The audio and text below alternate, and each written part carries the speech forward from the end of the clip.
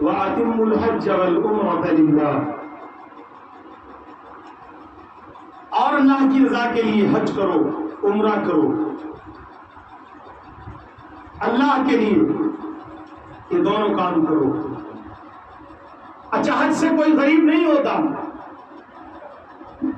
حج دولت لاتا ہے، مال حج سے بڑھتا ہے۔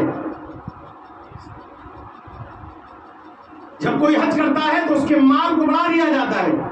حضرت عبداللہ ابن عمر رضی اللہ تعالیٰ عنہ ارشاد فرماتے ہیں کہ حج پر جو دولت خرچ کی جاتی ہے تو 1 درہم جس نے خرچ کیا اسے 1,00,000 درہم کا ثواب ملتا ہے۔ حج وہ عظیم دولت ہے اور وہ نعمت اور ارکان اسلام میں اسلام کا ایک پلر ہے حج، جس نے، اور فرض ہے حج، جس نے حج سے انکار کیا وہ کافر ہو گیا۔ مشکل اور مشقت کی بات یہ ہے کہ اگر کسی سے کہا جائے کہ حج کی استطاعت ہے آپ حج پر جائیے، صاحب کہتے ہیں کہ ابھی میرے پاس کچھ بیٹے ہیں ان کی شادیاں کرنی ہیں، کچھ بیٹیاں ہیں ان کی شادیاں کرنی ہیں، جبکہ حج کا بیٹی اور بیٹوں سے کوئی لین دین نہیں ہے۔ حج کا بیٹی اور بیٹوں کی شادی سے کوئی لین دین نہیں ہے۔ حج اپنی جگہ ہے، شادیاں اپنی جگہ ہے۔ اگر ان سے کہو کہ حج کے لیے آؤ کہ حضرت بیٹی کی شادی کرنی ہے، ابھی بیٹی کی شادی میں بڑے اخراجات ہیں، بہت زیادہ خرچ ہے، 20,000 کا ڈی جے لگے گا، 10,000 کے کیمرے لگیں گے، کئی لاکھ کا دہیج آئے گا، اور 200-300 باراتی آئیں گے، ان کے کھانے کا انتظام اور انتظام کرنا ہے، تو کان کھول کر سنو، اللہ نے تم پر حج فرض کیا ہے، ڈی جے فرض نہیں کیا۔ 300 براتیوں کو کھانا کھلانا فرض نہیں کیا، 10,000 کا کیمرہ تم پر فرض نہیں کیا، بلکہ آقا کریم ارشاد فرماتے ہیں اس شادی میں بہت زیادہ برکتیں ہیں جس میں خرچ کم کیا جائے۔ یہ دہیج کا ڈرامہ، یہ 300 براتیوں کا ڈرامہ، یہ آپ کے اتنے بڑے بڑے خرچ، یہ بڑے بڑے پارکوں میں شادیاں کرنا یا میرج ہالوں میں، یہ تم نے خود اپنے اوپر ایک تاوان اور بوال ڈالا ہوا ہے۔ شریعت نے اس کی اجازت نہیں دی اور شریعت میں اس کے لیے کوئی گنجائش نہیں ہے۔ اللہ تم سے 300 براتیوں کا سوال نہیں کرے گا، تم سے 10,000 کے ڈی جے کا، 20,000 کے ڈی جے کا سوال نہیں کرے گا، نہ تم سے 10,000 کے کیمرے کے بارے میں پوچھے گا، جب بلکہ وہ پوچھے گا تو یہ کہ تو صاحب استطاعت تھا تو تو نے حج کیوں نہیں کیا۔ اب صاحب استطاعت میں کیا ہے؟ اس وقت مہنگائی کے دور میں 7 سے 8 لاکھ روپیہ جس آدمی کے پاس ہے وہ صاحب استطاعت ہے اور اس پر حج فرض ہے۔ نہ بیٹی کا بہانہ چلے گا نہ بیٹے کا بہانہ چلے گا، اسے حج پہ جانا چاہیے۔ زندگی میں ایک مرتبہ حج کرنا فرض ہے۔ نبی کریم رؤوف الرحیم صلی اللہ علیہ وسلم نے جب حج فرض ہوا تو آقا نے فرض حج فرضیت کے بعد کریم آقا نے ایک مرتبہ حج کیا، آخری حجۃ الوداع، اور حج کرنے کے بعد آپ نے ٹیلے پہ کھڑے ہو کر آواز لگائی، میں آخری حج کے لیے جا رہا ہوں، جو جانا چاہتا ہے وہ میرے پاس آ جائے۔ نبی کریم کی آواز نکلی، 1,00,000 یا 2,24,000 کم و بیش یا کچھ سے زیادہ لوگ حاضر ہو گئے اور حضور کے ساتھ وہ حج بیت اللہ کے لیے گئے۔ آقا کریم کے ساتھ انہوں نے حج کیا اور حج سے واپس آنے کے بعد آقا کریم نے خود اپنے ہاتھوں سے ایک جانور ذبح کیا اور کھانا تقسیم کیا، بتایا کہ اللہ کے کرم سے اب میں حاجی ہو گیا، اللہ نے اس گھر کی زیارت کرا دی جو بہت کم لوگوں کو میسر ہوتی ہے، تو اس کی خوشی میں اب لوگوں کو طعام کرا دیا جائے، کھانا کھلا دیا جائے۔ صاحب استطاعت مکان پر مکان خریدے گا، گاڑی پر گاڑی خریدے گا، کوٹھی پر کوٹھی، بنگلے پر بنگلے کھڑے کر رہا ہے، مگر حج سے کوئی اس کا لین دین نہیں ہے۔ حج کی جب بات کرو تو اسے بیٹیاں اور بیٹے یاد آنے لگ جاتے ہیں، جبکہ اللہ کے اس مقبول گھر کا حج کرنا تم پر فرض رب نے کیا ہے، تو تمہیں چاہیے کہ حج کرو، جبکہ دولت حج سے کم نہیں ہوتی، زیادہ ہوتی ہے۔ 7 سے 8 لاکھ والا آدمی حج کرے، صاحب استطاعت ہے وہ، ورنہ اسے جواب دینا بھاری ہوگا۔ وہ قیامت کے دن اللہ کی بارگاہ میں شرمندگی کے ساتھ حاضر ہوگا، اور جب سوال ہوگا تو اس کے پاس کوئی جواب بھی نہیں ہوگا، اور کوئی جواب ہی نہیں دے پائے گا، کیونکہ یہ تو ایئر کنڈیشن بنانے میں لگا ہے، یہ تو اس گھر کو سجا رہا ہے جس میں ایک سیکنڈ کی پتہ نہیں ہے، اور جو اس پر فرضیت ہے اس کو چھوڑ رہا ہے، بیٹی اور بیٹوں کی شادیوں کا بہانہ لگا کر کے چھوڑ رہا ہے۔ بہت سارے مولانا ہمارے سر پر ابھی بوجھ ہیں، انہیں ہلکا کریں گے تب جائیں گے، تجھے ایک پل کی خبر نہیں کہ تیری زندگی ہے یا نہیں، اگر ملک الموت آ گئے تو تیرے اس فرضیت کو کون ادا کرے گا؟ وہ تیرے بیٹے بیٹیاں کہاں جائیں گے؟ پھر ان کی شادی بیاہ کا انتظام کون کرے گا؟ وہ تو کان پکڑ کر کہیں گے چلو ادھر، حج سے تو واپس آ بھی سکتا ہے، تو آ بھی نہیں سکتا، مقدر والوں کو وہاں موت آتی ہے، بڑے نصیب والے وہاں مرتے ہیں، جنہیں موت نہیں زندگی مل جاتی ہے،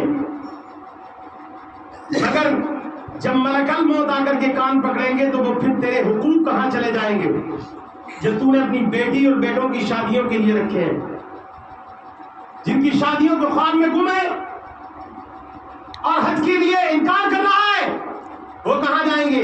اللہ کے اس گھر کا حج کرو، اس خانہ کعبہ کا جسے 7 مرتبہ بنایا گیا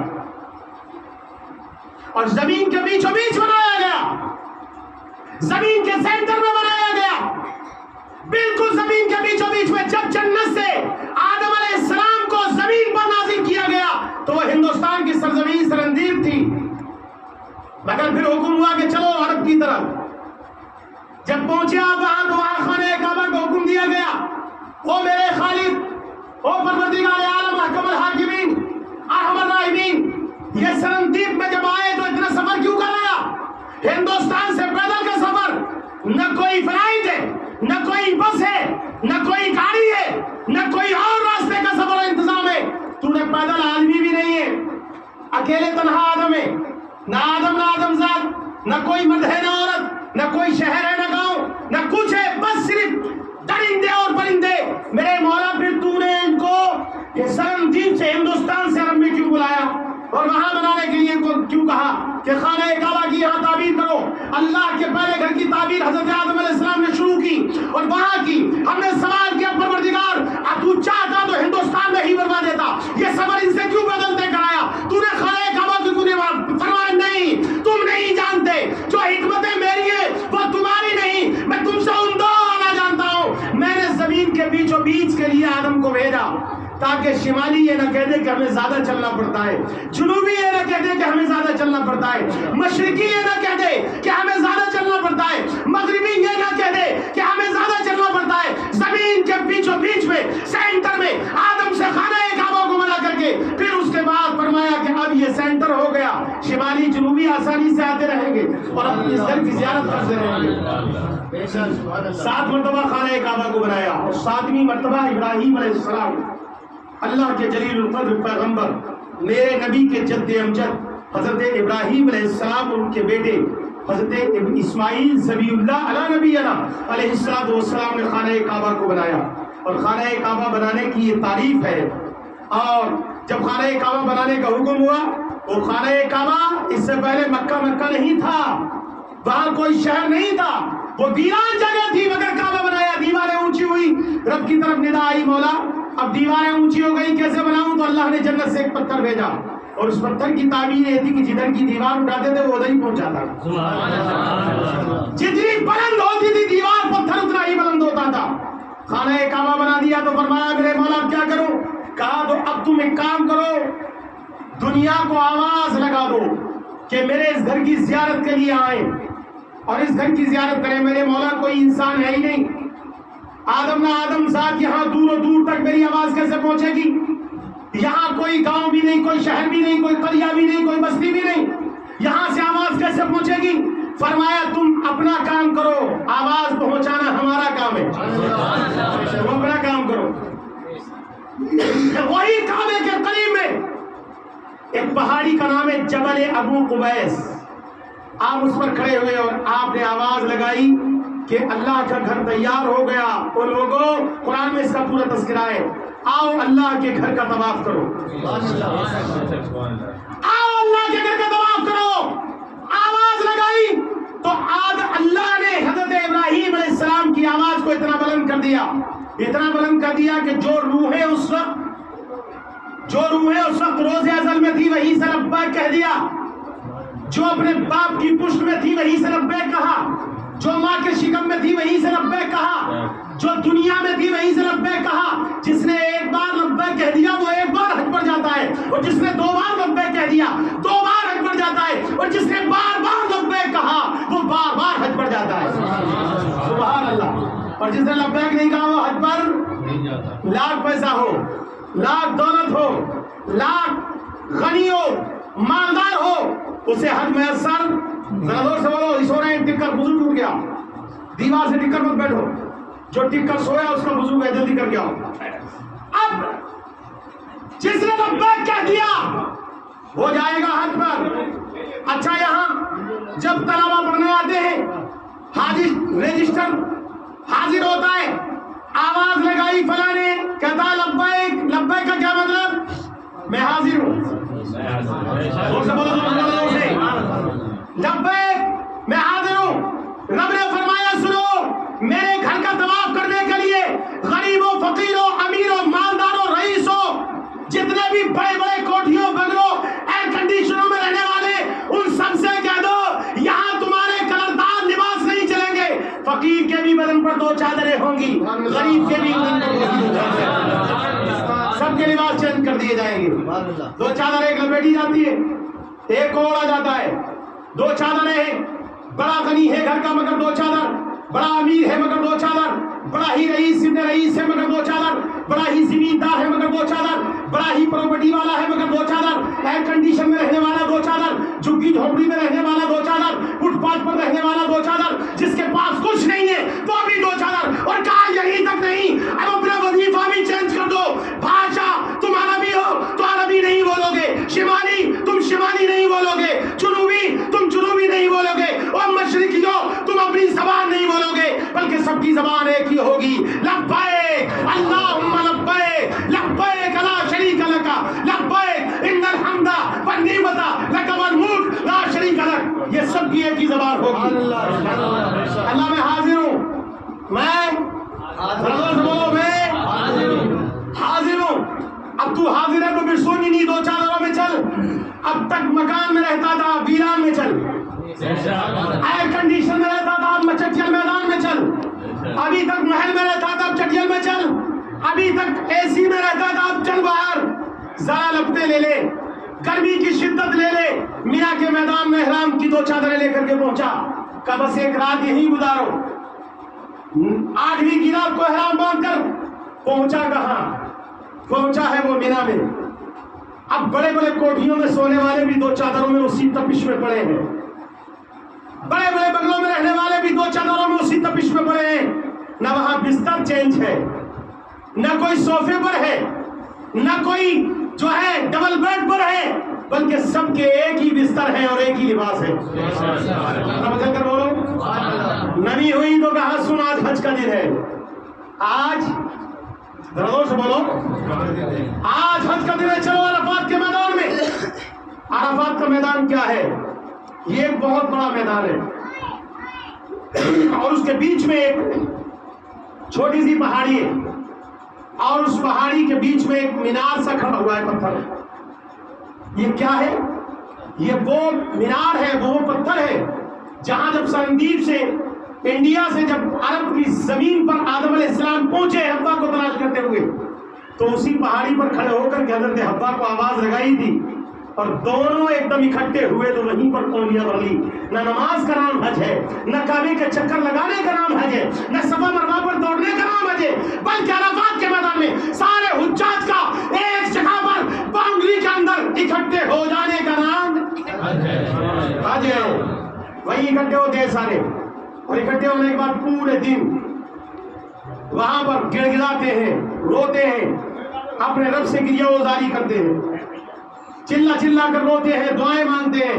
اور دنیا کا قانون یہ ہے کہ مغرب کی نماز ہو گئی تو نماز لوگ کہتے ہیں جلدی نماز پڑھو، کوئی مجبوری نہیں ہے تو فٹافٹ پڑھو کہ ثواب ختم ہو جاتا ہے. مگر عصر کی نماز تک وہاں رہتے ہیں. مغرب سے پہلے عرفات کا میدان چھوڑنے کا حکم ہے. عرفات کا میدان جب اس پہاڑی پر کھڑے ہو تو دیکھو تو وہ چاروں طرف کی جو باؤنڈری ہے اس کی نظر آتی ہے. مگر جب جیسے جیسے حجاج بڑھتے ہیں وہ عرفات کا میدان بڑا ہوتا جاتا ہے. حجاج اور اس عرفات کے میدان کے چاروں طرف پلر لگے ہیں اور یوں کر کے تیر کا نشان ہے پیلا. اس کے اندر رہو گے تو حج ہوگا، باہر پوری سال رہو گے حج نہیں ہوگا. اور پھر مغرب سے پہلے وہاں سے چھوڑ کر کے عرفات کے میدان کو نکلنا ہوتا ہے. اذان مغرب کی ہو رہی ہوتی ہے، عرفات کا میدان چھوڑا جا رہا ہوتا ہے. پھر مزدلفہ میں ایک میدان میں پہنچتے ہیں جہاں پتھر ہے، بڑے بڑے رئیس گدوں پر سونے والے، فوم کے گدوں پر سونے والے پتھروں پر پڑے ہوئے ہیں اور پتھروں پر سو رہے ہیں. پتھروں پر پھر مزدلفہ میں پہنچاتے ہیں. پھر ایک اذان ہوتی ہے عشاء کی، پہلے مغرب کی جماعت ہوتی ہے، پھر عشاء کی جماعت ہوتی ہے. اذان ایک ہوتی ہے، نمازیں دو ملا کر پڑھی جاتی ہیں اور پڑھنے کے بعد پوری رات وہاں زحام رہتا ہے. اس کے بعد میں پھر وہاں سے کنکڑی بینتے ہیں اور پھر حکم ہوتا ہے کہ اب دن نکل گیا، مینا کی طرف چلو. پھر مینا میں آئے، مینا میں جیسے ہی پہنچے، مینا میں پہنچنے کے بعد پھر فرمایا اب تھکے ہارے 3 دن کے ہو، چلو رمی کرنے کے لیے، شیطان کے پتھر مارنے کے لیے. اللہ کے دشمن کے ان الشیطان للانسان عدو مبین، یہ اللہ کا دشمن تو ہے ہی، انسانوں کا بھی دشمن ہے.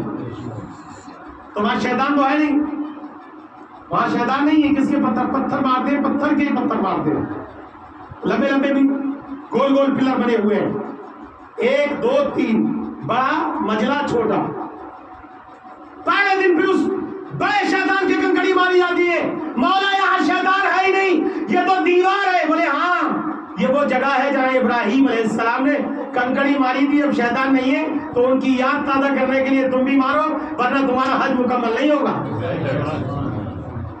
تو پہلے دن کنکڑی ماری، پھر قربانی، پھر کہا حلق کر لو، سر مڈالو، سر مڈا لیا، اب احرام کھول دو اور چلو جاؤ زیارتیں جو ہے طواف زیارہ کے لیے، طواف زیارہ کے لیے. پھر مینا سے پیدل ایسا نہیں کوئی یہ سمجھتا ہو کہ جا کے ایئر کنڈیشن میں لیٹ جاتے ہیں اور حج بھی ہو جاتا ہے. نہیں، حج بڑی مشقتوں کا نام ہے، بڑی محنتیں کرنی پڑتی ہیں.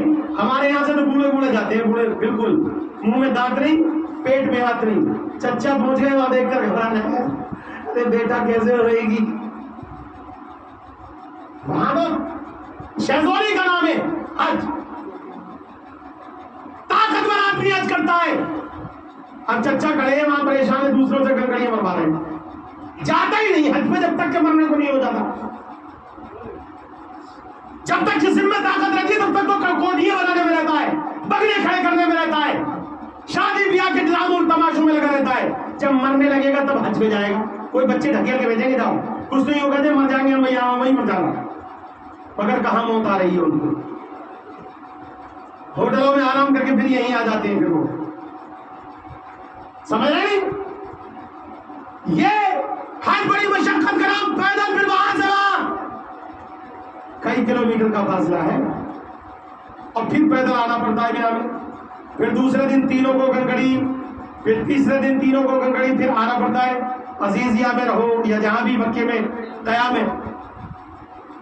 اچھا صفا مروا کی پہاڑی پر دوڑنے کا معاملہ بھی ہے. اور دیکھو حضور نے آخری حج کیا تو آخری حج میں اپنی امت پر کتنا کرم فرمایا. آقا نے کبھی حجر اسود کو بوسہ دیا اور کبھی حضور نے اس پر چھڑی ٹیکی اور کبھی یوں کر کے استلام کیا، ہاتھ یوں کرے دور سے تاکہ میری امت کے بوڑھے اور کمزور اور غریب پریشان نہ ہو جائے، اور ہاتھوں کو ہی چوم لیا.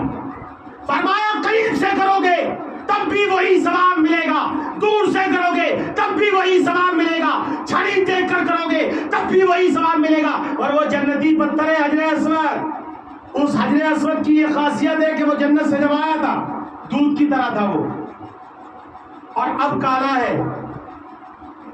جب یہاں سے میل گند اور بغض حسد کینہ بغاوت کا کالونچ لگا کر کے حاجی دل پر لے جاتا ہے، نیک دلی سے حج کے لیے جاتا ہے، تو اس کی خاصیت یہ ہے، میرے قریب مصطفیٰ فرماتے ہیں کہ وہ ساری کالونچ کو کھینچ لیتا ہے اور اپنے سفید نور کو اس میں بھر دیتا ہے، تو وہ یہاں آ کر حاجی رہتا ہے، کسی کی غلط بات نہیں کہے گا، غلط فیصلہ نہیں کرے گا، کسی کی بے ایمانی نہیں کرے گا، کسی کے ساتھ بد کلامی نہیں کرے گا۔ اور حضور کی حدیث ہے کہ مومن وہ ہے جس کی ہاتھ سے اور زبان سے مومن محفوظ رہے، یہ ساری چیزوں میں ایک دم۔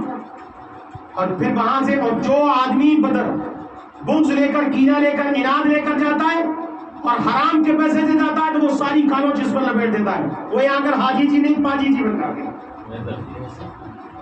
پھر ان کی نظر میں نہ کوئی حلال ہے نہ حرام، نہ حق ہے نہ سچ ہے، پھر ان کی نظر میں کچھ نہیں ہے۔ اس لیے نیک کمائی سے حج کے لیے جاؤ، پاک کمائی سے حج کے لیے جاؤ اور وہاں سے حاجی بن کر آؤ، اور یہاں آ کر کے ایسے حاجی بنو کہ تم چلو تو لوگ کہیں غلام رسول جا رہا ہے، تم بولو تو لوگ کہیں غلام رسول جا رہا ہے، تم کھاؤ تو لوگ کہیں یہ ایک عمدہ آقا کا حاجی جا رہا ہے، آقا کا امتی حاجی جا رہا ہے۔ اس لیے امت مصطفیٰ کے گناہگار مسلمانوں، اور سنو، حضور کچھ لوگ جاتے ہیں مکے سے واپس آ جاتے ہیں، وہ نبی کے روضے پہ جانے سے انکار کرتے ہیں، بولے مدینہ جانا کوئی شرط نہیں ہے۔ ہم کہتے ہیں کہ سنو مدینہ جانا شرط ہے، نبی کی حدیث سنو، حضور کی حدیث سنو، میرے آقا کریم فرماتے ہیں من زار قبری وجبت لہو شفاعتی۔ آقا کریم نے فرمایا جس نے میری قبر کی زیارت کی اس پر میری شفاعت واجب ہو گئی۔ کتنی پیاری حدیث ہے، ہے نا پیاری؟ تم کہاں دیکھ رہے ہو؟ پھر بولو سبحان اللہ۔ ہاں، من زار قبری وجبت لہو شفاعتی، جس نے میری قبر کی زیارت کی اس پر میری شفاعت واجب ہو گئی۔ یہ کہتے ہیں وہاں جانا ضروری نہیں ہے، کعبے میں جا کر ضروری نہیں ہے کہ تم بخشے جائے گا، مگر حضور نے جب کہہ دیا کہ میری شفاعت واجب ہو گئی تو جو نبی نے کہہ دیا پہاڑ ہٹ سکتے ہیں، زمین پھٹ سکتی ہے، آسمان ٹوٹ سکتا ہے، چاند و سورج غروب ہو سکتے ہیں، وہیں رہ سکتے ہیں، دنیا میں اندھیرا ہو سکتا ہے، کائنات کا نظام بدلا جا سکتا ہے، پر وقت ٹھہر سکتا ہے، مگر نبی نے جو اپنی زبان سے کہہ دیا اسے کوئی کاٹ سے بولو کوئی کاٹ نہیں سکتا۔ اچھا یہ کہتے ہیں کہ نبی کے روزے پہ جانا شرک ہے، بدعت ہے، تو ان سے پوچھو کہ جب طواف آپ کرتے ہیں کعبے کا، ہے نہیں گرین لائٹ پیچھے لگی ادھر سامنے حجر اسود ہے، یوں کر کے چوم کر کے ایک ایسے چکر لگایا تو یہاں آئی روڈ کر ایک طواف ہو گیا، ایک چکر، 7 چکر لگاؤ گے تب جا کر کے ایک طواف ہوگا۔ اور اس کے بعد میں کیا کرو گے آپ؟ 2 رکعت نماز نفل پڑھو گے۔ حضرت ابراہیم علیہ السلام نے جبل ابو قبیس پر کھڑے ہو کر جو آواز لگائی تھی کہ اللہ کے گھر کی زیارت کے لیے آؤ، تیار ہو گیا، تو اللہ نے اس پتھر میں ابراہیم علیہ السلام کے پیر بنا دیے، پیروں کے نشان، اس پتھر کو کعبے کے سامنے نصب کیا گیا، ایک دم پیلا پلر ہے، شیشہ ہے اندر سونے کا، اس کے اندر میں ابراہیم علیہ السلام کے پیر ہے، خاص اس کے پیچھے جا کر کے نماز پڑھتا ہے۔ پیر کس کی طرف ہے؟ منہ سجدہ کس کی طرف کو کر رہا ہے؟ مقام ابراہیم کی طرف کو، کعبے کی طرف کو، کعبے کے گیٹ کی طرف کو کر رہا ہے۔ اب وہ لوگ جو کہتے ہیں کہ رسول کے روضے پر جانا شرک و بدعت ہے یا نہیں جانا چاہیے کچھ نہیں ہوتا، ان سے پوچھو کہ صفا سے مروہ تک قرآن میں تذکرہ ہے، ان صفا والمروہ من شعائر اللہ، اللہ نے ان پہاڑیوں کو شاعر اللہ قرار دیا۔ صفا کی پہاڑی سے مروہ کی پہاڑی پر حضرت ہاجرہ دوڑی تھی، کس لیے؟ پانی ختم ہو گیا، توشہ ختم ہو گیا، تو اسماعیل ذبیح اللہ تڑپنے لگے، بلبلانے لگے پانی کے لیے، تو پانی تلاش کرنے کے لیے دوڑی 7 چکر لگائے۔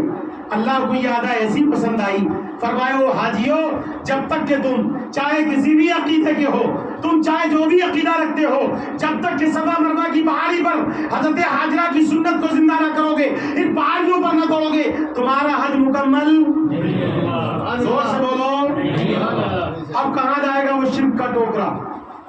پانی وہاں موجود ہے، زمزم وہاں موجود ہے، سوقیہ زمزم پیو، ٹھنڈا زمزم پیو، واٹر کولر میور چکھے لائن کی لائن ہے، ٹوٹیے ٹنکیے لگی ہیں، جتنا چاہو پیو۔ اور زمزم کی یہ خاصیت ہے، بھوکا پیے تو بھوک ختم کرتا ہے، پیاسا پیے تو پیاس کو مٹاتا ہے، بیمار پیے تو دوا کا کام کرتا ہے۔ اس لیے جو لوگ حج پہ جانے والے ہیں ان کو چاہیے کہ میرے بدن سے ساری بیماریاں دور ہو جائیں، اس نیت سے پڑے تو بدن میں کوئی بیماری نہیں رہتی۔ اور زمزم کی یہ خاصیت ہے، ایک قطرہ اگر کنویں میں ڈالو تو پورا کنواں زمزم، ندی میں ڈال دو تو پوری ندی زمزم، سمندر میں ڈالو تو سمندر زمزم، جدھر کو پانی چلے گا ادھر، یہ نہیں کدھر مانو، سمجھ رہے نا؟ تو اب صفا اور مروا کی پہاڑی پر پانی اتنا کثیر تعداد میں موجود ہے، مگر اس کے باوجود بھی دوڑ رہے ہو، کیوں بھیا؟ کیونکہ اللہ نے کلیئر کر دیا، نہ دوڑو گے تو حج تمہارے منہ پر مار دیا جائے گا۔ اللہ سے دعا ہے مولا اپنے حبیب کے توسل سے ہماری کہنے میں کوئی غلطی قصد سے بنا مدن آدم میں تقاضے میں شریعت ہو گئی ہو، مولا معاف فرمائے، ہماری بات کو قبول فرمائے، پہلے ہمیں کہنے پر بعد میں سب کو سن کر عمل کرنے کی توفیق عطا فرمائے۔ استغفر اللہ ربی من کل ذنب و اتوب الیہ، لا الہ الا اللہ محمد